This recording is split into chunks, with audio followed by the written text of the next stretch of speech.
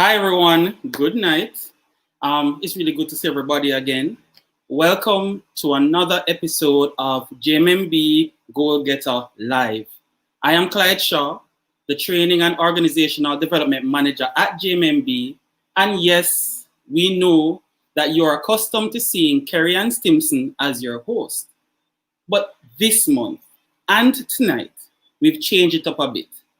We'll have a different male host each week in support of this month's theme, Man Talk. We're going to talk about man things that are important to men, things that affect men, and we thought it was truly important to all of you, whether you're male or female. So tonight, the topic for tonight is actually extremely exciting. We will be answering or trying to answer the question, what do women really want? A question that men have asked forever and ever at restaurants across the world and received no answer.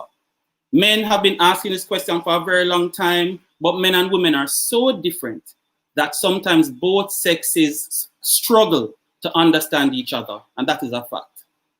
Tonight, we'll be helping our men, you will be helping me to understand women better.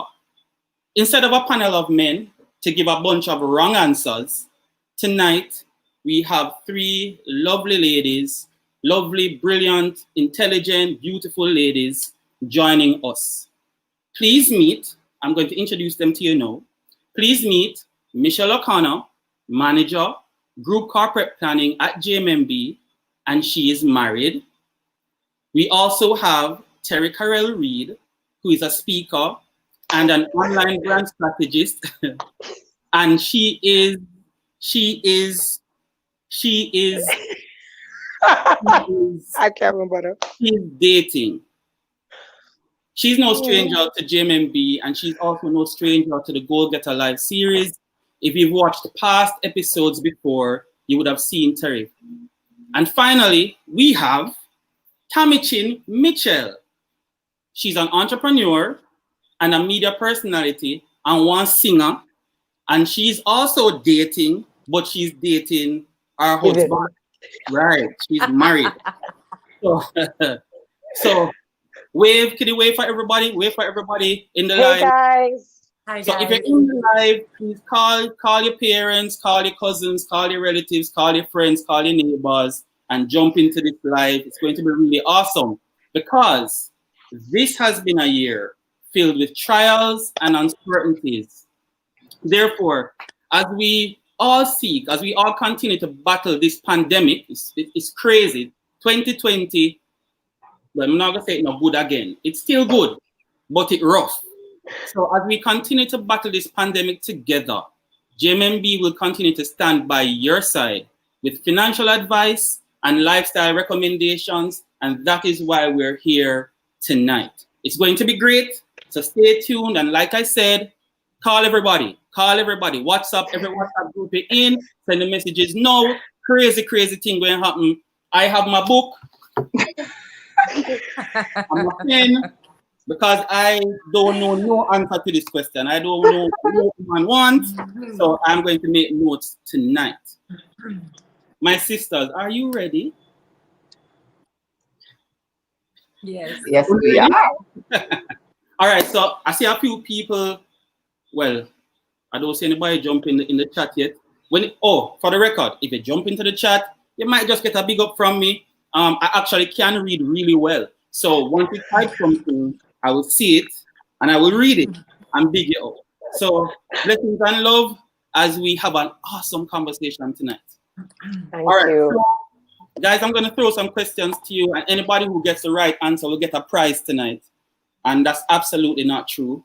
No prizes tonight. It's not a game show. So, but we're going to talk. Let's talk relationships and let's talk about what women want. So I'm going to start with you, Michelle, my sister. Based on your experiences, what are the biggest differences you notice between men and women in a relationship? All right, me first, no pressure. All right, so hi everyone, and thanks for joining. So for me, I think the biggest difference is one that women tend to be more vocal. So we're a lot more outspoken. So we tend to share more of what we're expecting, what we want in a relationship. And I find that sometimes men kind of go with the flow. And, as I thought about it, I remember that we're told that we're prepared for relationships from we're babies, from we're kids. We're playing dolly house and we're taking care of the home and we have the play kitchen. It's almost as if we are ready. So when we meet somebody, we're very vocal.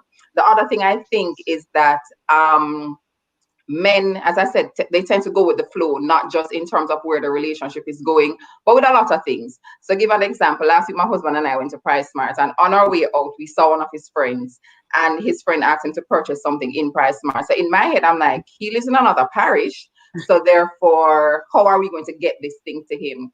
My husband was kind of like, no, man, it's okay. When we leave, we'll call. So I think for us women, we tend to work things out from the get-go, trying to see down the road, while men kind of work with the flow. And because of that, sometimes we can be seen as a little talkative. And as such, that is something that we have to watch so that we're not pressuring and pushing, but that we take our time to find out from them as well where it is that they want to go in the relationship. But it's a long list. So in summary, that's one of the main things I see as a difference in terms of how we communicate and voice our opinion in the relationship. Do you think that the modern woman, because you guys are modern women, right? So do you think the modern woman is actually more logical than, normally books would tell you that men are logical and women are emotional, but I mean, that's not necessarily true. So based on what you said a while ago about going to Price Mart, you were actually thinking about it in a very logical way. No disrespect. No disrespect to Mr. O'Connor, right? But you're thinking about it like, how we can get it to him? Does this make sense? And him just going, yo, baby, that's cool, man. Bill. So is it that the modern woman is actually more logical? I don't think is that for Michelle? Oh, okay, go ahead, Michelle. I mean, anybody can jump at it. I don't know if it's just logical, but right. It's just generally how we are thinking. So we want to put things in place. So I know last week the men were on and they spoke about managing their finances. I know they have it together, but just using this as an example, if we have $1,000 in the kitty and right. The man wants to spend it, we are thinking, okay, we have food to buy, education expenses are coming up. So we tend to want to put things together more. I don't know if it has to do with the fact that it's a modern woman, but I just think in general, from my experience, that's one of the things I've seen. The only thing I'll add to that is I don't think modern day women are necessarily more logical. I think women have always been logical. Right. I think we've always been analytical. I just think socialization has changed. I think what happened is back in the day, the traditional woman, she had ideas, she had opinions, she had her voice, but society was like, you need to just take care of the house. You need to just do what you're supposed to do and be a homemaker and not embarrass your partner. Mm-hmm. So you must be seen and do all the things that you're supposed to, and you're to be emotional. We were actually taught to be emotional. I don't think that ever changed. I think what has happened now with the movement is that women have now realized that it's okay to be logical and it's okay to be outspoken about your logic. So I think it isn't that our analytical skills have changed. I think it's having and owning the fact that we can now express ourselves and whoever vex just vex. Good. Tami, I saw you shaking your head. I saw you nodding your head in agreement. You agree too? Yeah, that was the exact thought that I had, that we've always been logical. That's what we do. Similar to how we can see potential, we've always been logical. Like, they always say that women, it's kind of our downfall, but it's also our gift that we can see potential in just about anything. We walk into a room and we're like, wow, if the bed went there and the lamp went there, wow. But we do the same thing with men and we say, oh, if he could just fix that and if we could just change that, So, but yes, I agree, this is not a modern woman thing. But the nice thing about what even Terry was saying just now is that not only are we allowed to be logical and have ideas, but we are still allowed to be emotional and all the things that a woman is. So it's a great time to be a woman, if you ask me. It is. All right. So I wrote that down. so I can't get that question wrong again ever in life when anybody asks me. All right, so Tami, we're actually moving to you now. You're going to lead off with this question for me. Women are often generalized just like I did just now. Wink, wink, you heard my generalization. So women are often generalized. For example, I have heard men say women are gold diggers. I have heard some men say women are gold diggers. Based on your own experience, how would you help men? How would you help us to stop generalizing? I think the first question is just always, where did you hear that? I think it's so important for us to always look back on, because nobody came here thinking that no man was born thinking women are gold diggers. So where did you hear that, and where did you learn that, and where is that coming from? I love to go to the root of anything and why we think what we think. Right. And I think it's important as well for men to ask the next question: is it true? Is it possible that all women can be gold diggers? I think saying that is similar to when women say all men are dogs, right? Yeah. Well, no. So it's important to kind of look at that whole scenario and go back to the root of it. I'm always like, where did you hear that? What proved that to you? Okay, maybe you had a situation where that did happen, because yes, some women certainly are. There's no going around it, right? Mm-hmm. But does it give you the right to say that every woman is thereafter based on that experience? And then I think the most important thing, and the most I would encourage men to do, is to try and reframe that thought. Because I do believe in I do believe in that word sound power. And I think if you keep putting that out and keep saying that you can't possibly call anything else in. So I guess my thing would be to reframe that, after you've done the work and dug deep and say, well, where did that come from? Who may have said that? Who pushed that narrative? And then what came along to prove it after hearing it and believing that was true? And then how can I reframe that? And how can I start to see women as partners? How can I start to see women as friends? How can I start to see women as supportive and my ally and wanting to see me do well and not here to, drain me or take from me. So I think it's more of that groundwork that needs to happen. That makes sense. Yeah, go ahead. Can I add three? Can I add to what Tami said? Because I thought that she really asked in terms of the introspection. I think one, like everyone else, whatever your lived experiences are, it does not reflect on everyone else. It is just not fair for you to use a broad brush. Like, a lot of us have very unique personal experiences, and yes, it happens, but it's definitely unfair to cast the blame or to cast that label on everyone. That's number one. I think number two, we also need to be careful how we use that label, because I think if a woman wants security, which I think any logical human being would want, because let's be honest, no one wants to go in a relationship to struggle.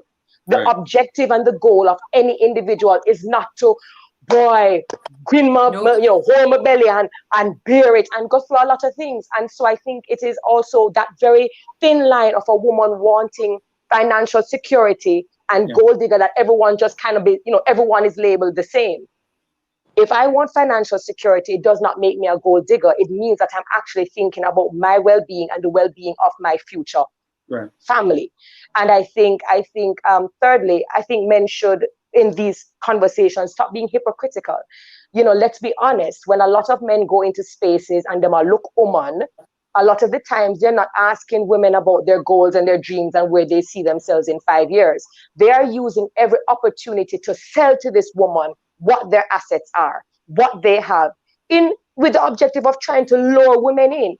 So I don't think women just being gold diggers by themselves on one side without there being men on one side saying, I have a yacht, I have this kind of car, you want me to take you on my yacht on a Sunday? Like, those are real conversations. So I think we shouldn't be hypocrites when we behaviors too. So I don't think we should be hypocritical as it being only the woman being a gold digger. That's the only three things I wanted to add. So is it possible to change that with the current generation of men? Or is it something that we have to just work on with our boys? I mean, as somebody raising 3 sons, I think it's so important what I'm teaching them about what relationships look like, because I feel like that's where it begins. You know, I almost feel a little sad because I feel like, wow, it's not that things can't change and people can't change and they can't reframe all of that work, but I feel like the real change we'll see is the next generation coming up with us in the driver's seat as mothers, you know, and we're hoping that a lot of that conversation will change. And I do believe that that's where it begins and ends, right there in our home. And that's why, you know, mothers are such important people in this world. We are literally creating what the next generation looks like. So I take that very seriously. Wayne, as their father, takes that very seriously. And we're always trying to kind of show them what we believe it looks like, what a healthy relationship looks like. Because they'll want to emulate whatever they see. But I have to kind of mess with you a bit now on this, because for most of us, when we enter into relationships, especially women, the person that gives you the warmest time is your possibly future mother-in-law, your spouse's mom, right? The person who sometimes teaches us men that women can be or are gold diggers are women. It's not a man, not necessarily a man, I should say, that is actually saying, hey, you know, a woman is a gold digger. Sometimes it's mommy. So mommy knows she sent her son to university and son does well, has a good life, and she said this young girl come and all she thinking is, watch her. All she wants is him things. And maybe she beats it. I'm not saying every mom obviously can't be every mom, but I know many mothers worry that their sons take up women who just want them for material things. So, and they have a right to, you know, and they have a right to. I think it is a natural maternal instinct, whether you have a daughter or a son. I think it's your natural maternal instinct to want to ensure that whoever your child partners with or agrees to partner with is somebody who is not going to exploit you, whether it is emotionally, physically, or financially. And so you want to protect them, and you want to ensure that whoever it is they're choosing is actually the right person. Now, will they get it wrong? Absolutely. Can that overprotection become overbearing, and can it, you know, infiltrate within the relationship? Absolutely. But I do think that some of them mean well. I just think some of them don't know how to have healthy conversations about the red flags and what you should look out for. And have you tested her with this? Have you seen how she treats her money? Have you, you know, I think it is sometimes them not understanding necessarily how to have those kinds of conversations that are meaningful, and not necessarily saying gala gold digger. There's also a very emotional thing there as well, though, with mothers and sons especially. And you have to remember, it's a very tricky relationship because, you know, with mothers and sons, there's this, it's almost a codependency that happens and is created. And when a son starts to pull and move away from that, that can feel very hard on a mom. Who this has been my person, this is the you get what I'm saying? And wives and girlfriends feel that pull. Who sits in the front seat? Who sits in the front seat? Yeah, it's hard. I saw what you did there. It's true. It's a hard space for mothers to be in, and I totally recognize that. And I remember, you know, even in my own relationship with my mother-in-law, we have had moments where it's like, but as soon as I became a mom, I was like, oh, I understand. This is what's going on. I was like, I get it 100%. This is my person. So, you know, I think as women as well, we do have to be so aware of that relationship and how that works. But as Terri said, there has to be some healthy conversations around it, and a lot of maturity in that one, both sides. Yeah. Agreed. All right, Terri, so I know you're going to be terrified now, wondering what I'm going to ask you, but I'm going to lead with you on this question. Okay. What are some of the misconceptions outside of possibly being a gold digger? What are the misconceptions that you face because of generalization. So, and let me just help you, just in case that question seems all over the place. I get you. I think there is a huge misconception when a man perceives a woman to be goal-oriented, career-oriented, has her head on her shoulders, knows what she wants, is a go-getter. You know, she has all of these things. They kind of sometimes feel, well, she's good. She don't really need nothing. She have everything sorted out. And I think sometimes it can either bring about insecurity. I think sometimes it can attract a lack of support, because it's just assumed that you don't need it. And even competition. I think sometimes women who have that particular type of attribute can be generalized as persons who are just so strong and not vulnerable, that they don't really need as much support emotionally that we do. And I think that's a huge lie.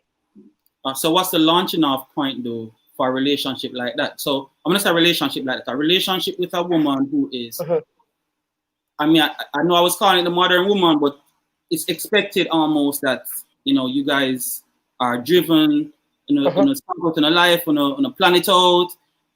So what's the launching off point, the start point for a relationship, for a guy then? So to a woman who is like that. So what is he bringing to the table to complement her life? So it might not be financial. I don't know what it is. Again, I have my notebook to make notes. So right. Well, first of all, I think he has to know that he's bringing something to the table. A lot of the times, another generalization is that they look at you and they assume that they can't bring anything to the table. So I think any man who knows that he can still bring something to the table is already ahead. It's already a plus. Now, he shouldn't come in trying to compete. What he should be doing is observing and looking for the gaps. There are always gaps. There are always things that a woman who's a modern woman, who is a go-getter, who is always on the move, there are always things that she's doing, trying to do, list of things. And it's just nice if he can just step in and without being told what to do or being told, boy, I need to do this. But if you are actually listening and watching her patterns, you'll be like, all right, you know what? I'm going to handle this. You know what? I'm going to take that off her table. You know what? I know that she has this event to go to and she's coming from another event. You know what? I'm gonna tell her that I will drive her so she can at least rest. So she's not driving while she's going to the event. Sometimes it's not about buying flowers. Sometimes it's not about the fancy dinner and the fancy restaurants. It's really meeting that person where they are and filling in the gaps and doing things in a very mindful way without her having to say, Lord, you can't share my dinner like how you know, so I'm coming in late from work. But to just come in and know that he has thought about that gap, those are simple things that will make our hearts smile. Well, I can't talk for anybody else, but I know for somebody who's always on the move, someone filling in those little gaps help a whole lot. So Tami, were the gaps similar for you? I mean, bear in mind that you are a singer, and you're married to a singer. You are a singer. Come on, you're a singer. And you're married to a singer. I heard you singing that song. Lighter. The lighter song, yeah, I saw it. So you're married to a singer. Yeah. And at the time when you guys connected, you know, we're all Jamaicans. It was like this big deal, you know, Wayne Marshall, Tami Chin connecting. Were the gaps similar that was he filling gaps in your space that you needed to be filled? Was that what was that the jumping off point? Yeah, I mean, I love what Terry said just now about filling in the gaps. That's the perfect way to put it. And even though we were in the same industry and led very similar, lives, we had completely different gaps. And so we found ways to figure out exactly what you said, like what each other needed. And something, that goes a long way with me as well, and maybe other women, and it certainly sounds like for Terry as well, is consideration. That you just considered me. It's just like, yay. And also, the day that we figured out something as simple as even our love languages, and I would definitely tell anybody in a relationship to read that book, The 5 Love Languages, because the day that we figured out how we received love, and how the other person received love made such a huge difference, because sometimes you try to fill in the wrong gaps, you know, and sometimes you're trying to fill in the gaps that you actually have, and you're trying to fill that in somebody else and give that to them in an effort for them to do it for you, and it can be so messy and so complicated. But that was a huge jump off point for us. A huge jump off point for us actually was just laughter. The fact that we could have so much fun together. We became each other's escape from everything. And to this day, I'd say that that's something we're still very good at, you know? Oh, we know. Yeah. We see. Because Lord knows we also argue a lot.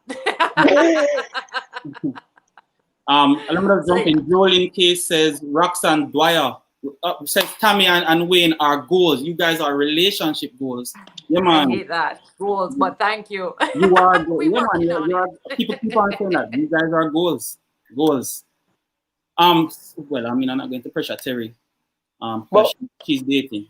No, you can ask your questions, you know. for. I mean, I'm spoken for. No, what I was going to add though is that you also want to be, as Tami was talking about escapism, the fact that, you know, they could find laughter. Yeah. I think it's always good that you can also be that person's peace and joy. Like, I don't want to have a long, stressful day where I'm going, and then I have to come home to you being miserable or whatever mood you really want to come to somebody who can bring you peace. Because I think if you have peace of mind and that can bring you like sincere joy, then everything else is just butter. Everything else is gravy. Can I add something to that? I'm so sorry. Sure. No problem. But something that a friend said to me stuck with me forever. And she said to me, what you really want and what we're all looking for in somewhere or another is a steady carriage.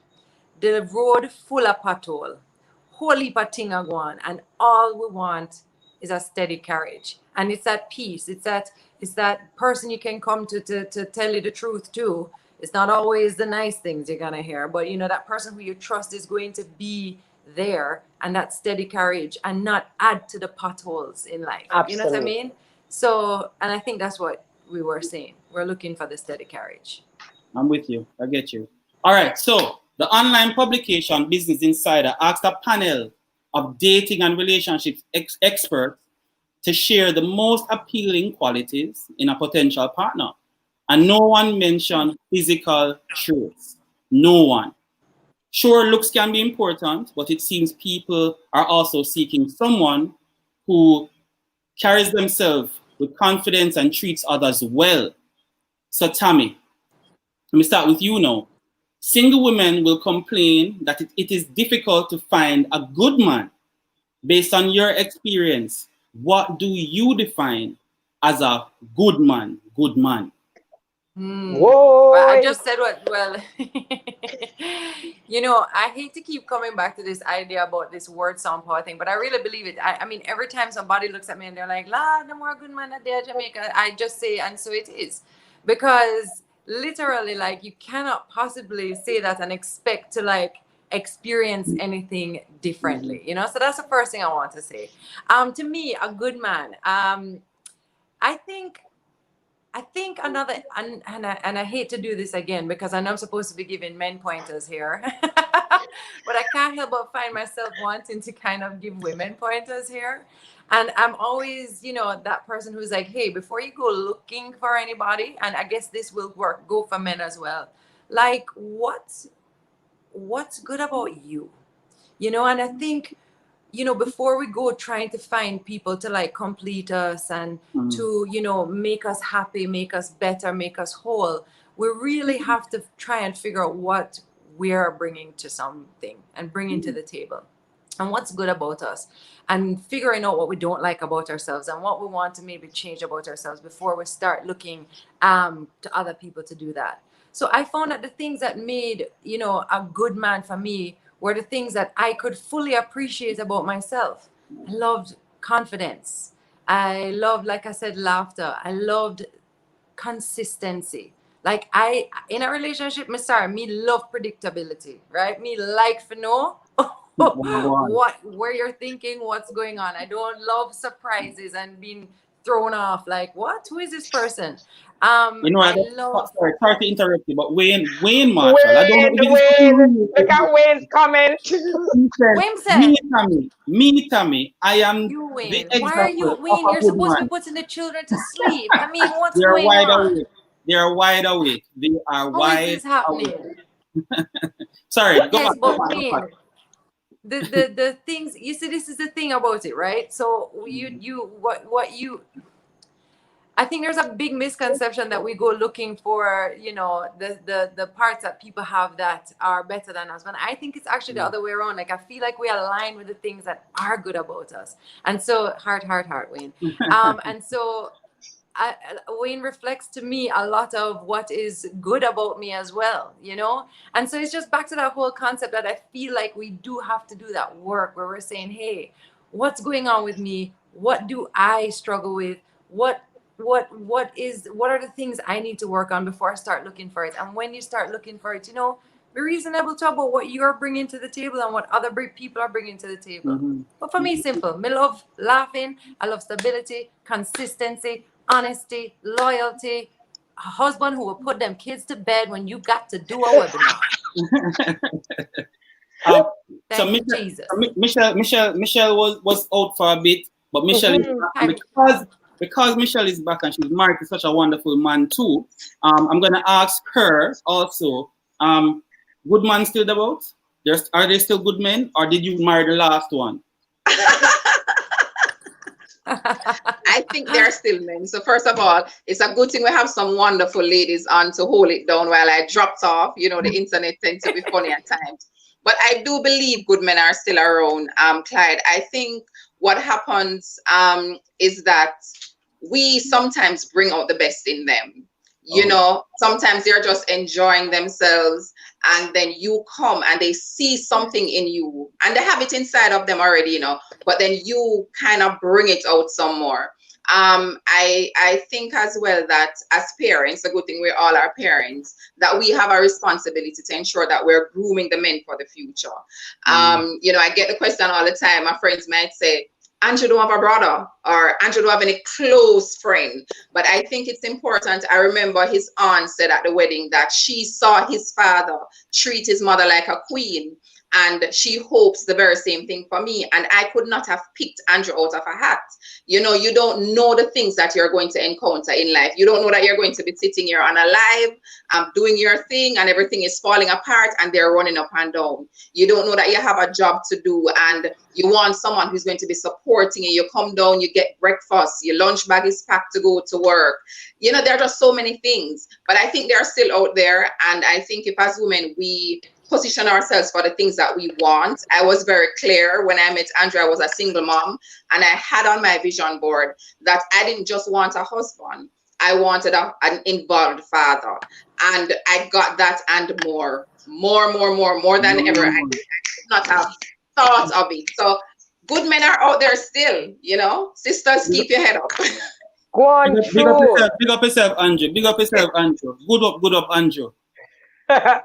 All right. The only thing I will add, I'm just gonna add two pointers. And the perfect example is what Wayne did when you asked, you know, what are some of the attributes? Like for me, it's actually very simple. Like physical traits mean absolutely nothing to me. You can be fat, skinny, short, you know, it doesn't really matter.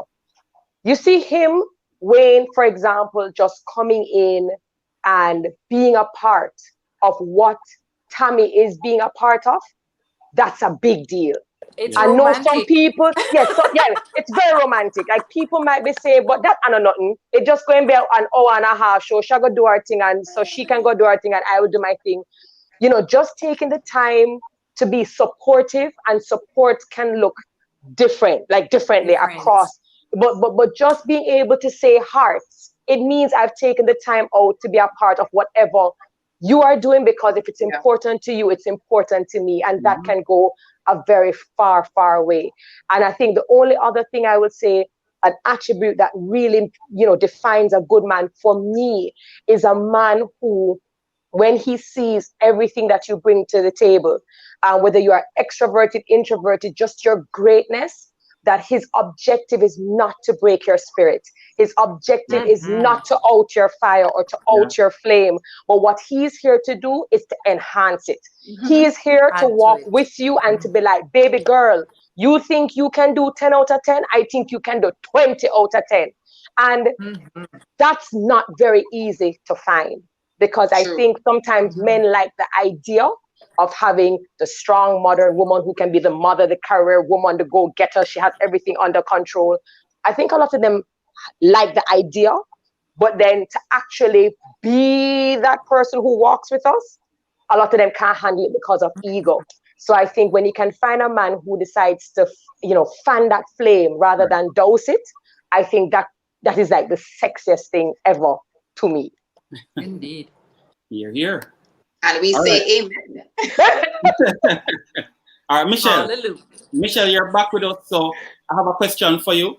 Some men may believe that women have unrealistic expectations. Please give examples of the unrealistic experiences, unrealistic, I guess it's expectations that you have experienced while you're dating. No, the unrealistic experiences. All right. I'm going to change up this question that I got. Okay. And I'm going to ask it and say, so some men believe that women have unrealistic expectations. Do you believe that sometimes we place unrealistic expectations on our men? Wow. All right. So I think that the expectations are unrealistic when we don't say them. And sometimes you enter a relationship and then what we do, we expect. So you enter a relationship as a woman, you expect that the next phase is marriage. You expect that the next phase is having children. You expect that the next phase is buying a house, or, the things that the trajectory that we think our lives will take. Right. And what will happen is that we don't have those conversations a lot. You see somebody, you like them, you start dating, you start going out. So for me, in my dating time, I think the saying what you expect is what is important. The unrealistic expectations did come up, and looking back now, when I look back at my life back then, it's because I didn't say what I want. And I know that men don't tend to read the clues so easily, so we can't just say something and expect them to connect the dots. You have to say exactly what you want. You have to say exactly what you're thinking. So I have had some, but as I said, I think in general, it's because it wasn't voiced. I didn't say exactly what I want. And I think as women, we need to do that more, because men are just going to take it. Oh, you're tired? I'm tired. Or you like to watch movie. You like to watch movie all the time, but I don't really like gifts. It don't mean that on my special days I don't want gifts. So we have to really say what we want so that men don't think that we're unrealistic. There might be times when women do have unrealistic expectation because you know what the person can give. But it's really to have that conversation. I think the key is in having the conversation and communicating clearly what you're expecting in the relationship. All right. So Tami, so is the weight of that expectation, those expectations, too heavy for us men sometimes? I tell you what, I think it is, and I think sometimes, for example, I think it's really important that people make their own rules in their relationship too, yeah?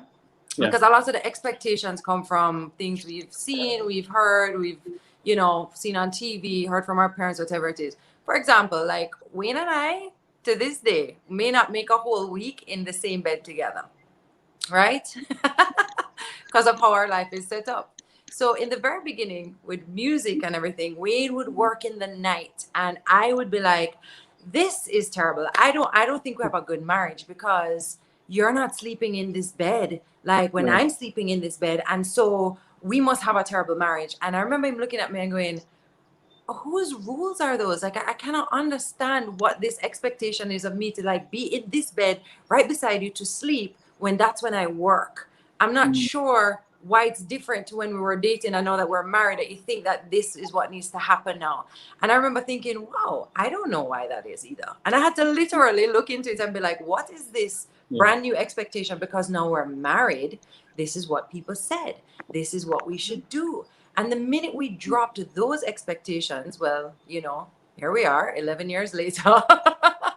and having a pretty decent marriage. So I think it's really important to look at where those expectations come from, and to really look at, like, are they valid in your world? Because that may be really a deal breaker for some people, and that's completely valid. And as Michelle said, you got to talk about it. But it comes back to that whole thing as well about also knowing who you are married to, and also knowing who you are with. Because again, I come back to that thing of seeing potential. We are very bad, I think, as women sometimes at looking past what is and trying to change what is. And I think it can be a very slippery slope. For example, again, Wayne is not a chef. He doesn't cook. He's not the handiest guy on the planet. I'm the one with the toolbox. I like those things, you know? And for a long time, I felt like he had to do those things in order for this. This is very early on in our relationship. Again, expectations. I knew when I married him that he wasn't a chef. So now why all of a sudden am I now shifting that? Because I think, well, we're married now, so you should fit into that expectation. I love that idea of, you know, you have to communicate it. But I think as women, we also have to just say, hey, know who we're married. Not that people can't grow, but you got to know what is there, and not try to imagine somebody very different to who you married or who you're with. All right, guys. So I'm going to throw some questions at you. I'm going to pick you out and ask you a direct question. Terry, this one. I'm so glad she's first. Yes, ma'am, always.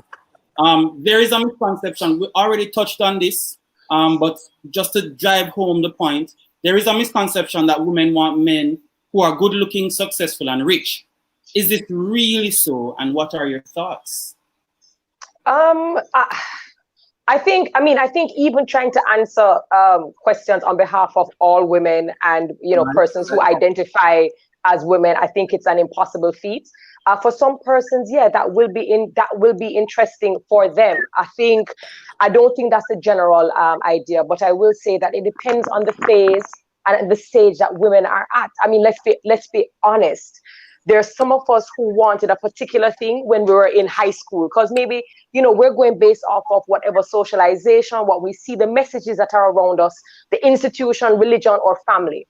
When we get to college and our exposure becomes a little bit different, our self-discovery becomes a little bit different, you start to realize that things that you thought were important in high school, you realize they aren't important necessarily now. So sometimes you shift from, oh, I want that cute boy, which is something most girls would say in high school. You know, you get to college and now you're looking for something a little bit different. By the time you come out of college, most women are looking for something that is a lot more substantial, you know, like meaningful conversations. What are the expectations? What do you want from me? How can I serve you? How can we compromise? So I honestly think it comes down to the individual woman. It comes down to the phase and stage she's at. It comes down to her evolution, which she's taken, you know, along her journey. And ultimately, based on those experiences, it will then determine really and truly the kind of man that she ultimately wants. And I think that's the only honest answer I can give in regards to that particular question. And every answer that you give is fully contextualized by you and who you are. True. Right. So it's really difficult for you to answer for all womankind. True. So we were supposed to, there is this particular video, right, by Iyanla Van Zandt. It's a vlog. She does vlogs on YouTube from time to time. I think she even has a show on Netflix too. She outlined 4 P's that women need from a man.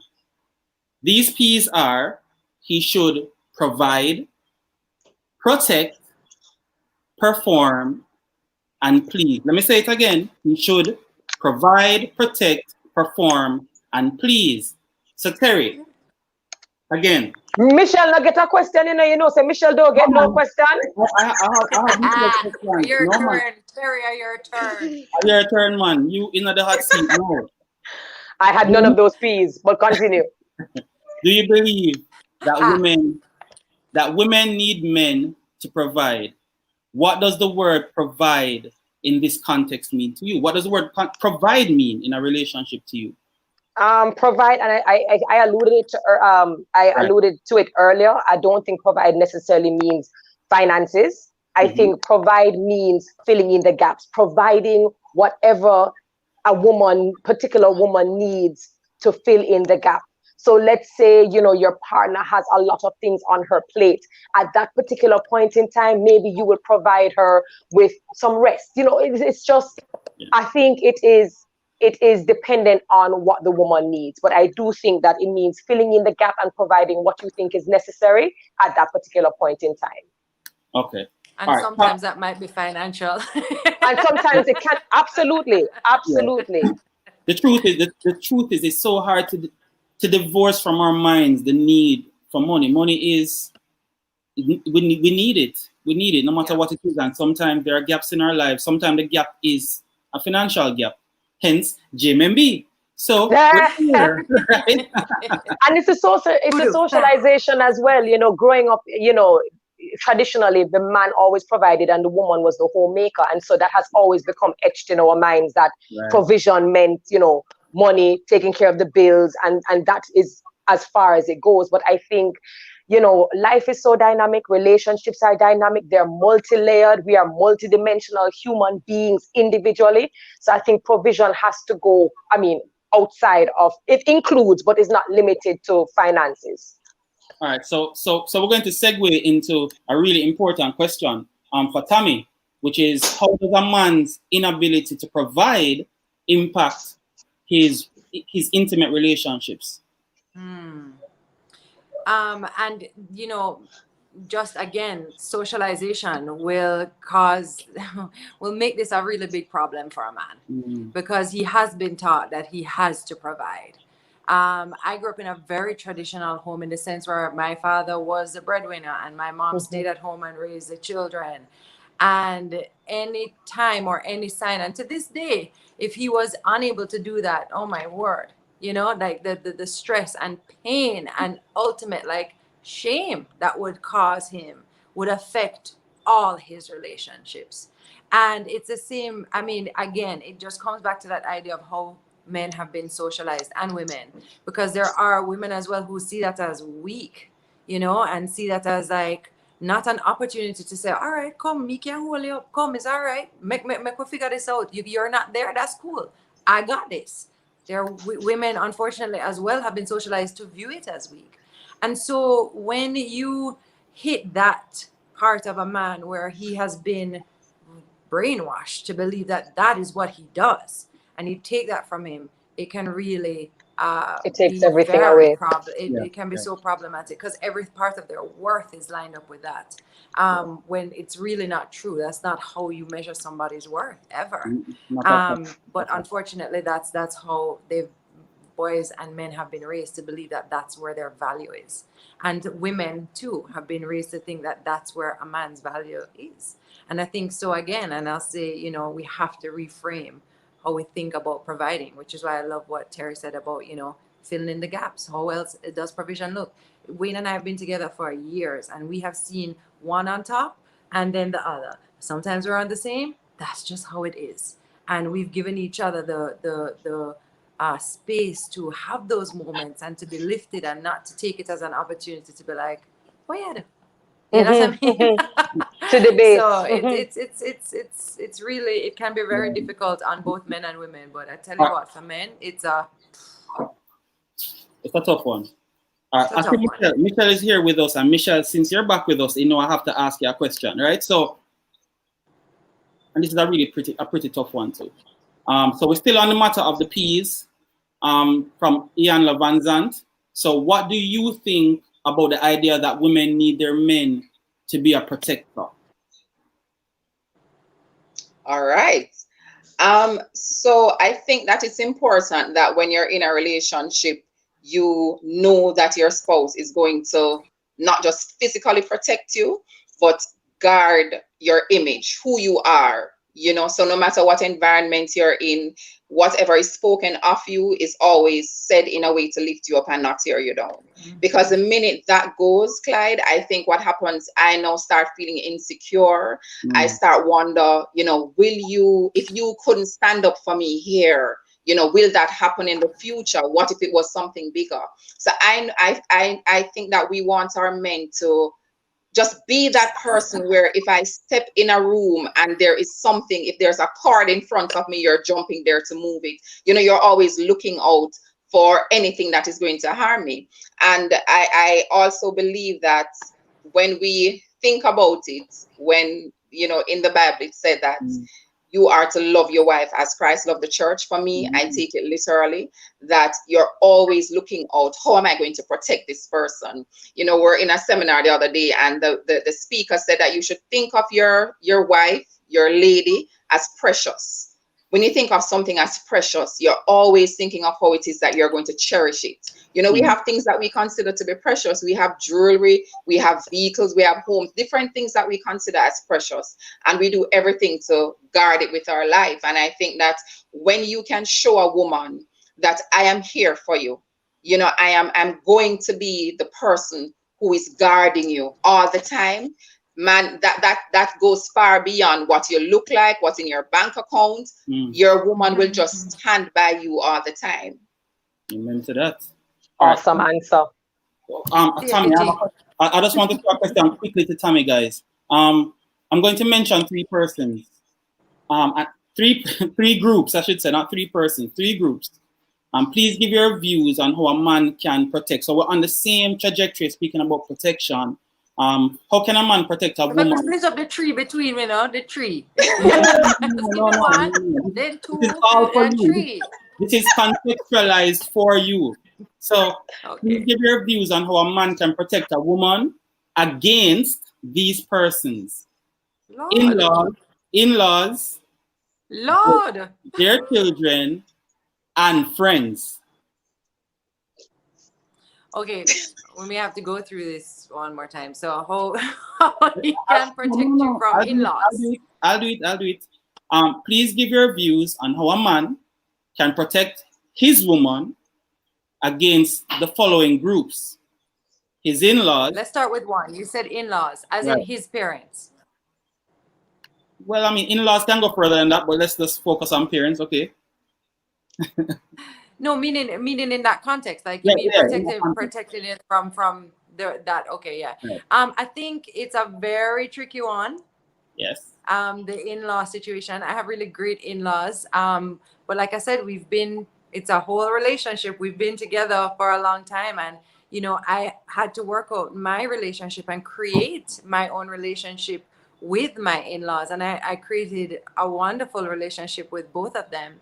I would say this: anytime that there are bumps in the road, I think it is really important to speak to your partner about it and to try and figure out the best way to resolve. And sometimes, and it is dependent on the situation, sometimes the best way is for your husband, your wife, to be able to have this difficult conversation with their parents, their mother, their father.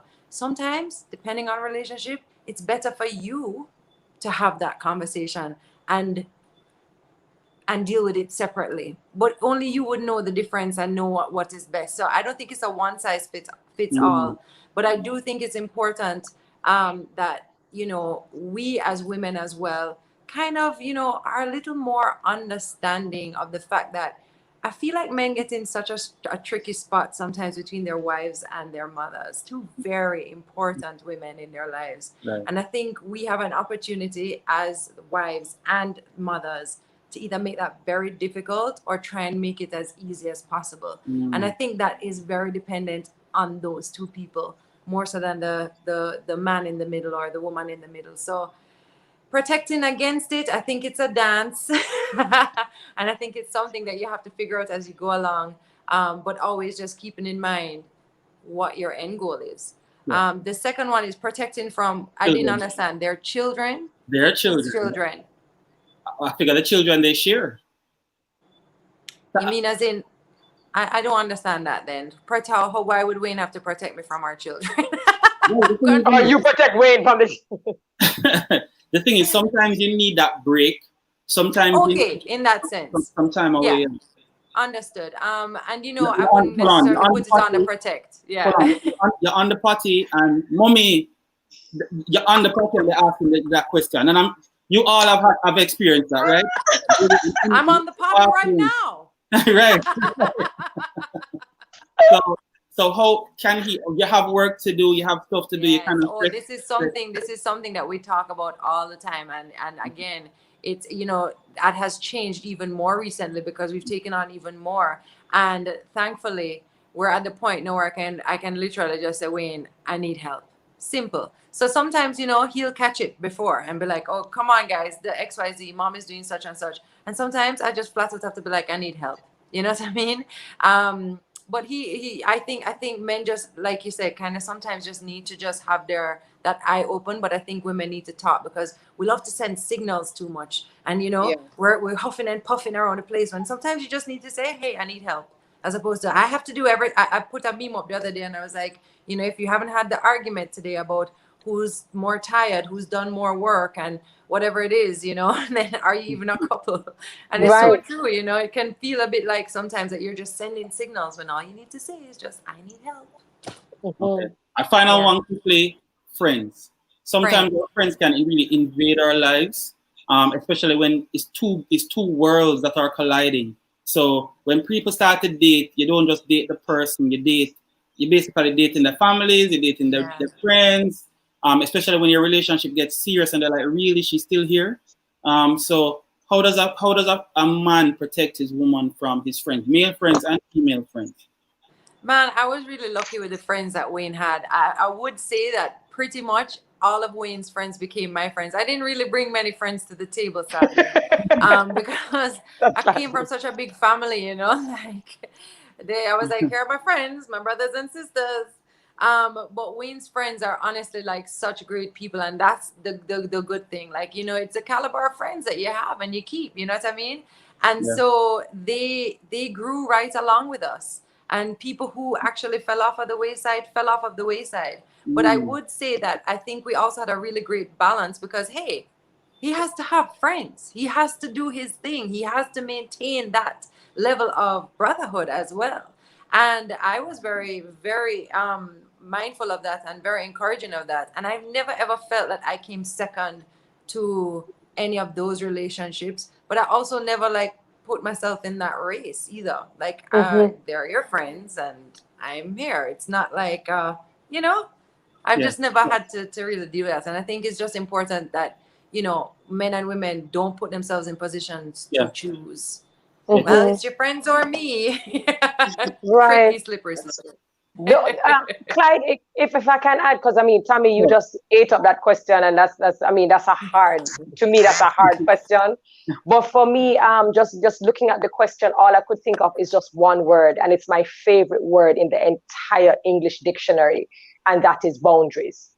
Boundaries is my favorite word in the entire world, and I think once someone can establish the boundaries, you maintain them and you reinforce these boundaries, whether it is friends, in-laws, or children. When you establish certain boundaries, eventually what you're doing is you're training and you're cultivating. That's what it is. So in-laws, you may not agree with my partner. You may not even like my partner, but there must be respect. And that's the boundary. That is the line. And if you cross the line, then you're going to have to now deal with whatever ramifications. With the kids, it's boundaries again. Guys, we're on a webinar, we're on a we're working remotely, whatever the case is, it's training them about boundaries and respecting that, you have to be mindful of these boundaries. And friends, absolutely. Have your friends, have your friendships. It's healthy. You do your thing, I do my thing. But at the end of the day, there needs to be boundaries. And I think once we can establish what those things are, I think it can help us to navigate a lot more, regardless of what the group, who might be in the group. And if I could add to that boundary conversation, is that the boundaries aren't necessarily things that you come up with on your own. I think it's something that as a couple, you have to, because we as women sometimes can be so rigid about certain boundaries, and sometimes we have to consider as well that we have a joint boundary with something, or we have to consider something that we didn't really think was there to create this boundary. So it's about bringing those two things together and creating a different divide, Absolutely. Yeah. And Clyde, it also goes back to the question you asked earlier in terms of, is it hard for a man? Because as Terri shared, when you are able to create those boundaries, you now give each other the room to breathe.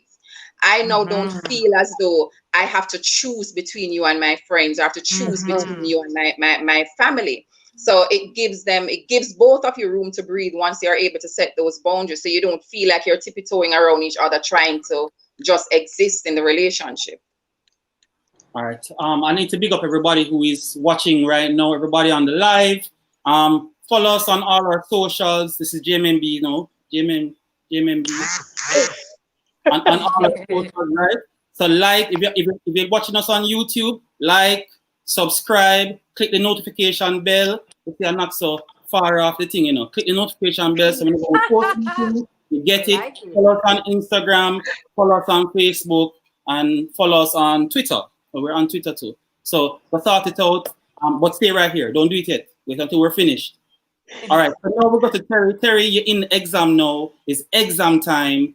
This is the big question for you to pass the exam. When we talk about how women expect men to behave, we live in a time where some men are more metrosexual. You know, it's all about the hair and the beard, because beard are wear now.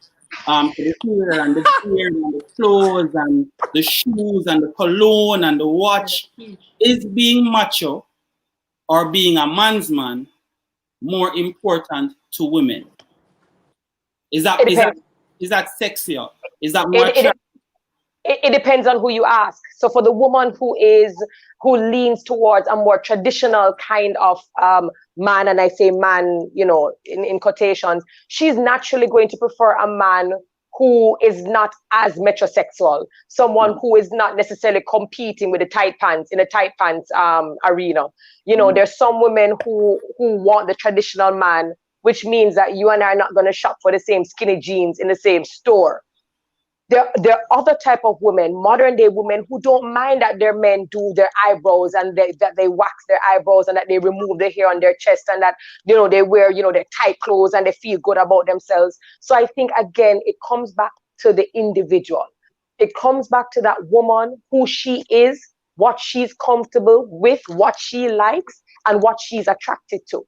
I mean, for me personally, I don't mind a man who has flair and who has style, but I will probably lean a little bit more traditional than, you know, the overly metrosexual, and that's just a personal opinion, a personal preference on my side. Okay. So well groomed, but not necessarily, you know, metrosexual. Metrosexual. Michelle, you're back with us, right? Yes, I am. Okay, great. Hallelujah. So when we think about pleasing a woman, remember we're still on the 4 P's. So we're not pleasing. So when we think about pleasing a woman, we immediately think about all the sexual innuendos, which I bet you think will come at this point in the discussion. But we are not talking about that right now. What are the small and big gestures that men can do to make sure that a man can do to make sure his lady is happy? And give us some tips based on your experience. And for persons who don't know, Michelle is actually also a life coach, a relationship coach, big speaker. She not normal. She don't normal. So, young man. Let me clarify. Clyde is fluffing it up a bit. And I saw Terri take a sip of her Pepsi and Tami drank something. So they're like, glad you got that question, right? All right. So Clyde, you know, for me, I can speak from my experience. What has been pleasing for me in my relationship is how much Andrew thinks of what I want before I think of it. So I wake up in the morning and I'm working out. When I come down, breakfast is ready. And it's not just an egg sandwich. You know, like this morning, it was cook up saltfish with macaroni and there was sweet potato. You know, the guys in the office would tell me, please do not let my wife come and see you here with your lunch bag. Knowing that I may have had a workshop and I've been in heels or I've just been walking up and down and I'm tired. And when I come home, I see the oil to rub my foot. It's understanding that I may have been tired, or I can give you one. And I think I wanted to share it when Tami was sharing. When I wake up in the night, I don't fall asleep easily. So I don't like my sleep to be interrupted. When Josh wakes up and he comes to the room, Andrew is very clear. When you come in our room, you wake me up because I can go back to sleep. You know, like things like those make you understand that those small gestures goes a far way. So when you have somebody like that always thinking of you there, you have no choice but to try and make sure that you're pleasing them. So it's some of those, I mean, my list can go on and on and on and on, but you know, those are just some things for persons to understand that it's not just sexual. There are many other things that you can do. It's hearing that, knowing that your birthday is coming up and saying, okay, I need to start ordering a cake, or I need to take the day off from work, or today is Sunday and you've had a long week, we can order food, or I'll just have, what the thing that I don't like, I can't remember, but I just have tin food. But it's not, you know, as we said, you're creating your own marriage. No, who said that you need to have rice and peas and chicken every Sunday? You know, it's thinking of you. What has your day been like? And I'm always putting you first. So those small gestures for me work. And because of that, you know, you now give yourself to your husband or your spouse or the person you're spoken for, right? Terry, not dating, spoken for. You know, but I hope Clyde hear what Michelle's saying. You know, the little things that please her lead to the bigger. Yes, please, man. I hope you hear it, you know. It never passed me. It never passed me. That's beautiful.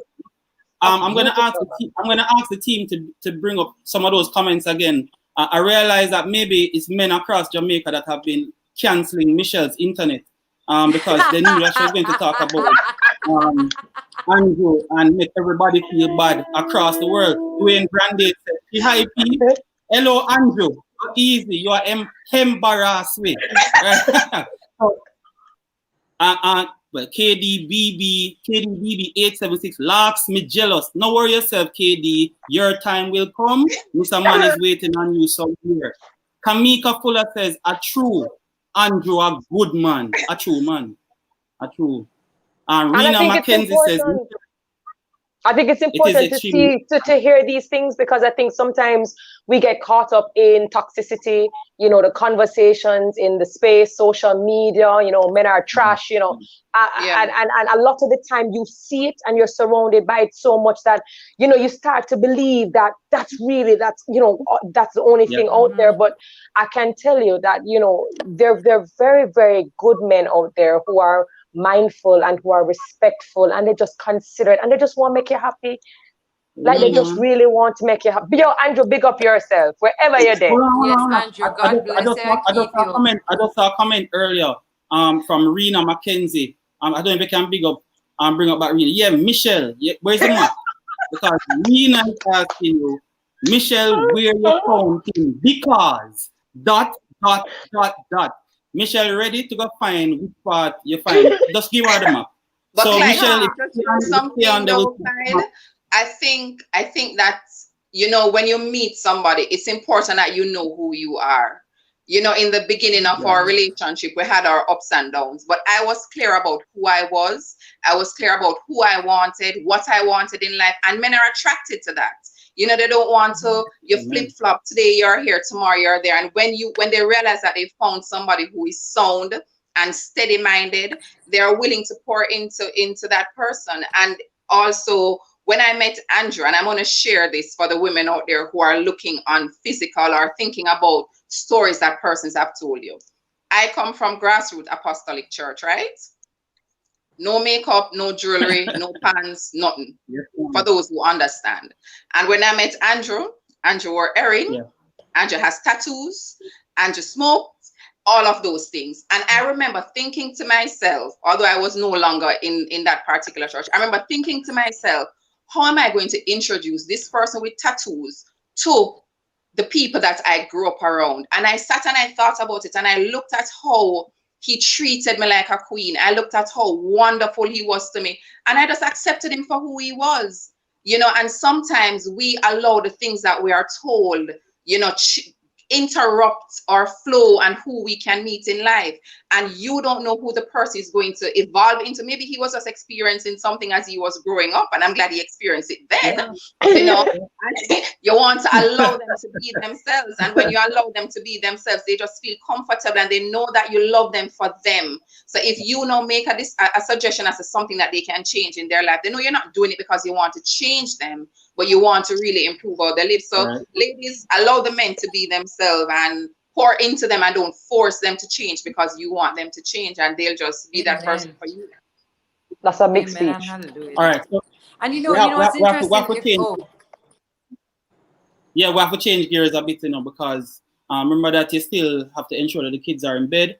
And Terry still has to help with some homework, and there are a lot of things that need to happen for the rest of the night. So I have a that was for you, Michelle. That was for you. Michelle. Yo, right now, Andrew said the oil. I'll put right there. But we're gonna change gears a bit, and listen, man, you're gonna behave on yourself. So we're gonna change gears, and we're gonna talk about when a woman is fed up. There ain't nothing you can do about it. So, it's like Terry, running out of love. what would you say are the telltale? It is absolutely. What would you say are the telltale signs, Terry, that a woman is fed up and wants to end her relationship? I think apart from her scratch record, because it depends. There's some women who are extremely fed up. There are some women who have checked out, but they stay, and they stay because of possibly financial reasons. They stay because of children. Children are always used as the scapegoats. We have to stay because of the children. Some stay because they feel like they're going to be looked upon as failures in society because everything got broken down and it never worked out and what have you. So you have a lot of women who are fed up, a lot of women who have checked out emotionally, physically, and they're just kind of existing in the space. And I hope that they will know that they're worthy and they're worth so much more. No, for women like myself, when we are fed up, you start to see it. We're not as invested, being mindful, being communicators. Maybe you're somebody who usually comes in and you're excited and you share your day, or eventually what starts to happen is that they kind of go a little bit quiet. There's a little bit of disconnection. There's a little bit of space. And in fact, she takes solace in her own space. She finds things to do by herself, for herself, and you don't become a part of that joy and that peace. Basically, you're taking your time and you're weaning yourself. And and if you're honest, or if you're that type of person, then you kind of have that conversation saying, this does not feel right. This does not feel healthy. This does not feel like it's going to grow or go anywhere else. And sometimes you have to make that very tough decision to kind of call it quits. And it may not be easy. Those kinds of decisions and conversations are never ever easy. But I think I think it's much better to call it quits and figure out, working out, co-parenting, and figure out still being cordial rather than sitting down in a relationship where the garden is literally dying. But if a woman is really fed up, then actually don't come now and try to make amends or try to do the things that she likes and make those promises after, because then it doesn't look sincere. It looks disingenuous. So at that point in time, it's like, hey, you had so much time and you didn't. So, you can now save that for the person who's coming behind me. All right, so and women fire lots of warning shots, by the way. So that wouldn't have been your first go with it, Women will fire a lot of warning shots before they're done. There's a shift. There is there is a shift for sure. Definitely. So a while ago though, in what you're saying, Terry, you kind of mentioned that the person, it would seem disingenuous if at this point Mr. Man started to do the things that he thinks Miss Lady wants. But Michelle, what should the man do? What can he do if he really wants to keep her? And maybe it's not so far gone and that he can't come back. Well, it really depends on really how far gone it is, because as Terry shared, if this, and as Tami even chipped in, if the signs were there, if you knew things were not good and it's dried up, sometimes there's really nothing that you can do, because when a woman is done, she is done. But if there is still just some weed and there's some greenery and you can still work it out, I think that risking a lot for a relationship is usually very good. You have to show her that you mean the world to me, and we've been talking about it all night. Some of the things that you want to show that you protect. You want to show her that you're a protector, you're her provider, you're going to be there for her. So, and it really depends on your relationship. When you're in a relationship and you realize it's coming to an end, sometimes that's the time when the man wakes up. Or we're talking about men now. I know it happens for women, okay, men online, so don't jump on me now.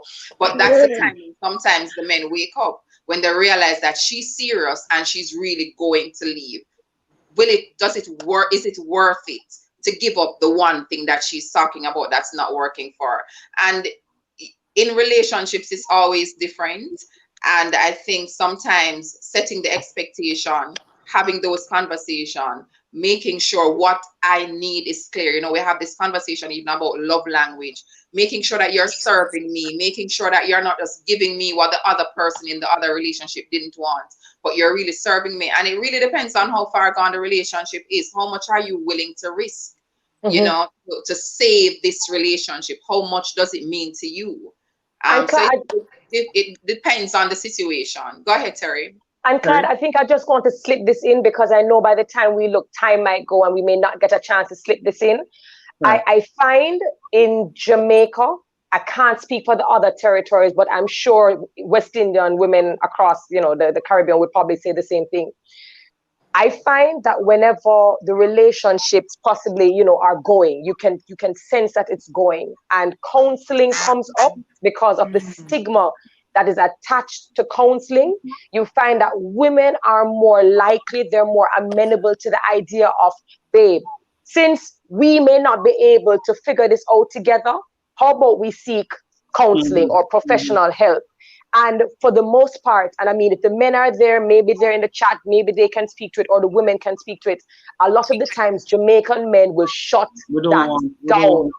Yeah. Oh, we don't want nobody know our business. Oh, we don't want to give money to somebody who just go and listen to it. What is that going to change? And I think even that kind of attitude can easily afford you loss. And that is what Michelle was saying. It can really make you lose out, because if you're not even willing to just sit down in a room and try to at least say, well, maybe we're not speaking to each other in the language we need to be speaking with, and get the necessary help, I mean, then do you really care? So I think I just wanted to slip that in, because I find in a lot of conversations, counseling comes up as a suggestion from the woman to try. And that's another hint that she's giving you. She's telling you, hey, the house is on fire. The house is on fire.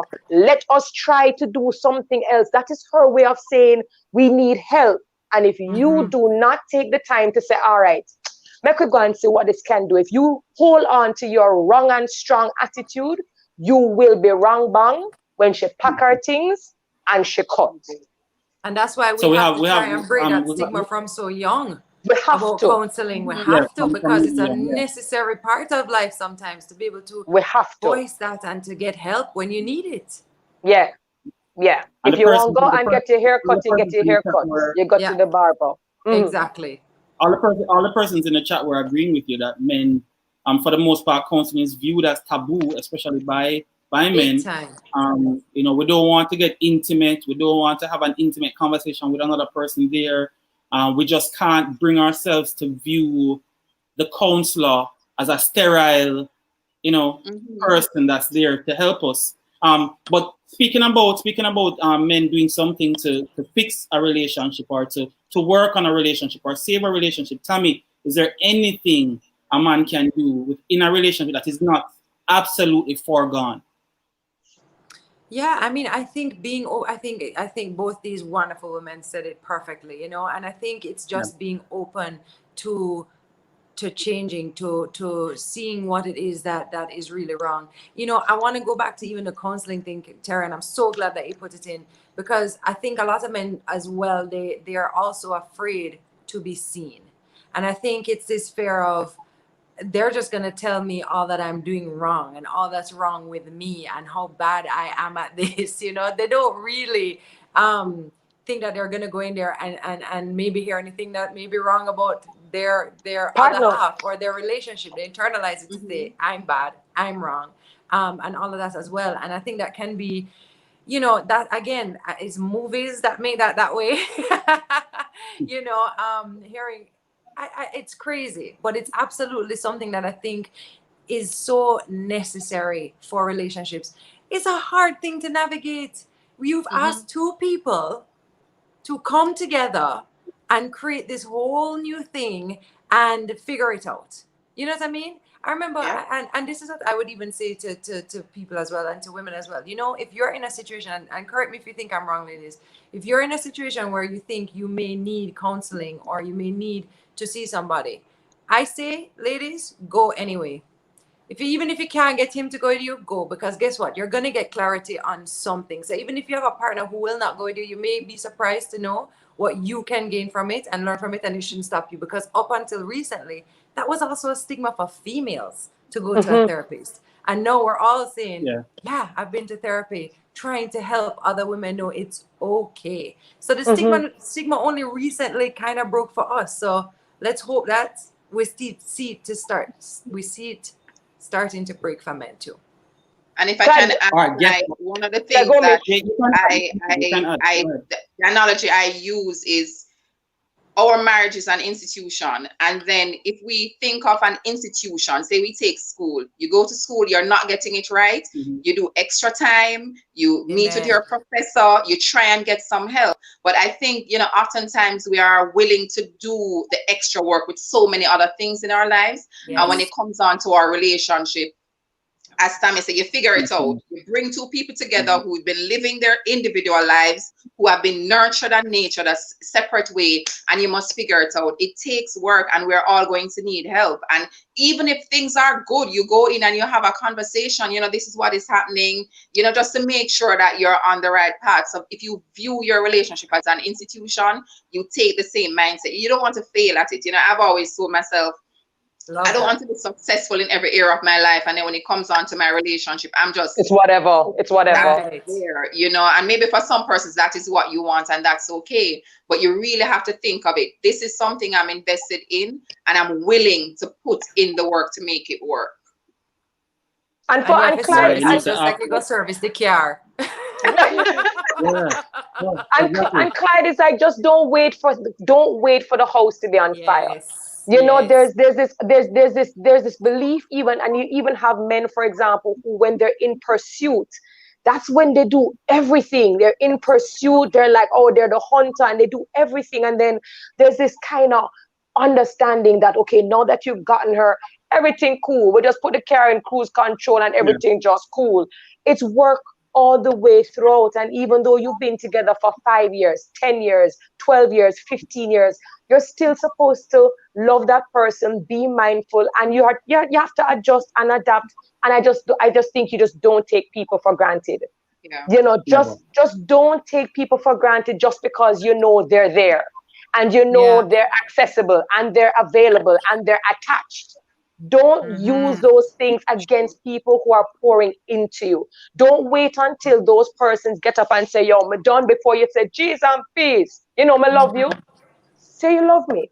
Let me know it. Don't just do things, but also tell me so I can feel good. So I think that needs to be something consistent and intentional. Be intentional, just like when you want your promotion or your job, just like when you want a new car and you save towards a new car and a new house or whatever. Just when you go gym to get the body, you need to work on your relationship with intention. Yeah, I love that. Don't wait for the house to burn down. No, like, don't wait. Smell the gas. You smell it. You don't smell it. And all don't right, everybody all the men who were a part of this live discussion tonight, will be sent their degrees in what women want in the field. They now know everything they need to know. They have all the questions to all the exams. Thank you so much, my sisters. This was really, really good for me. Just being here with you. You poured into me tonight. It was amazing, and I had a great time.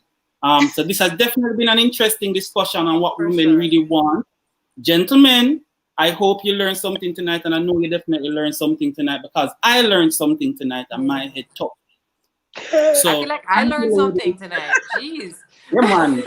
and even the ladies who were listening, because if you realize, I don't even want to harp on it too long, but a lot of what you said was very balanced in terms of persons even working on themselves. That's women now, working on themselves. When you talk about having spaces for men to fill, not the stereotypical spaces like financial and otherwise, the spaces that a man can come into, but you have to know your own spaces. To actually acknowledge it, to point it out to somebody else. Like, this is what I want. Sometimes we don't even know what we want. So you see, me did I write down. Me did I learn. You graduated honors, Clyde. Honors. First class. Me at the valedictorian. All right. So thank you, ladies, for taking the time out to share with us tonight. Thank you too. We do know that our viewers appreciate all our frank discussions. It was a really mature discussion. And it was a really fun discussion. We thank you, our speakers, for joining us. And to our audience, remember, follow us on all our socials, right across YouTube, Facebook, Instagram, Twitter. Do it. Well, once we hang up, you can go do it, right? Like, comment, subscribe. Like, comment, subscribe. Click the notification bell. Thank you so much for holding me accountable. A big thank you for staying engaged and for participating with us on all our Goal Getter webinars. If you've missed any of our previous webinars, you may watch them on our YouTube channel and on Facebook and our LinkedIn pages. Each week, we will continue to go live with webinars. September is still amazing because next week is another guy and the other week is another guy. So the guys will be running it for the rest of September. So we will continue to go live with our webinars where JMMB's financial experts and other dynamic guests like the ones we had tonight share how we can navigate these challenging times. 2020 is still good. It is still a good year, and there are still awesome things that are going to come out of this year. Remember, it is all about the men this month, so stay tuned for the next topic for next week. We will stick with you because together we shall overcome. We will overcome. Stay tuned and connected. You are an amazing host. You are amazing host. Big up yourself. And great questions. Questions I don't think any of us have really answered recently. Well, I can't take credit for the questions, but yes, I did ask them well. You asked them so stay tuned and connected with JMMB. Very good, very good. Right? So please stay tuned with JMMB, guys. Please stay tuned. We'll have more things coming out here all the time. We are indeed your financial partner, and we truly have your best interest at heart. This is how we are, just as you see me acting. This is how I act. This is how we are at work because we really love what we do. We really love you. We really love helping people. And having your best interest at heart. And having your best interest at heart. Those are the types of people that we hire. We ask that you continue to stay safe, wear your mask, sanitize, wash your hand, social distance, and do all that is necessary to protect yourself and your loved ones. We really don't want any of you catching COVID-19 or spreading it for that matter. So good night. Don't forget to wash your hands, wear your mask, guys. protect your personal space. Thank you, my sisters. It was so amazing to be with you tonight. Pleasure. Great hanging out with you. I finally met you guys. I finally met you. So, hi, Terry. I saw you running around the office from time to time. Pick up yourself, Tami. And Michelle, I will see you at work when Corona ends, working from home. Bye, guys. Bye, JMMB. Thank you. Take care, guys. Thanks for tuning in. Yes. Bye.